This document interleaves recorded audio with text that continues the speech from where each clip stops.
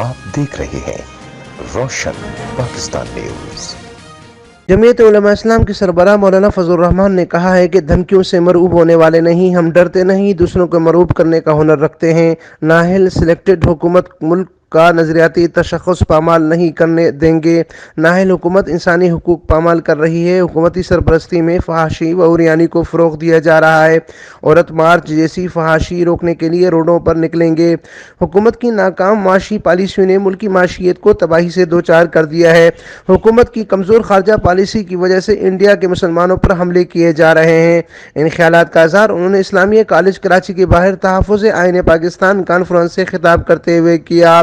Conference से पश्तूनख्वा मेब के सरबराह महमूद खान अचकज़ई, जमीयत उलमा इस्लाम पाकिस्तान के सेक्रेटरी जनरल शाह महमूद अवैस नूरानी, जमीयत उलमा इस्लाम के सेक्रेटरी जनरल मौलाना अब्दुल गफूर हैदरी, नाज़िम उमूमी जमीयत उलमा इस्लाम सिंध मौलाना राशिद महमूद सोमरो, कौमी वतन पार्टी के रहनुमा अहमद नवाज खान, नेशनल पार्टी के सेक्रेटरी जनरल जान मोहम्मद बलेदी, जमीयत अहले हदीस के रहनुमा मुफ्ती मोहम्मद यूसुफ कसूरी, जमीयत उलमा इस्लाम के दीगर रहनुमाओं और सहाफ़ियों और दीगर लोगों ने खुसूसी तौर पर शिरकत की और खिताब किया।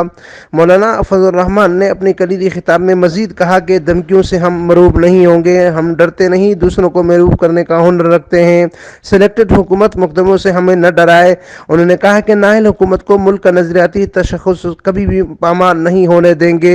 अमीन फारूकी, रोशन पाकिस्तान न्यूज़, ठट्टा सिंध।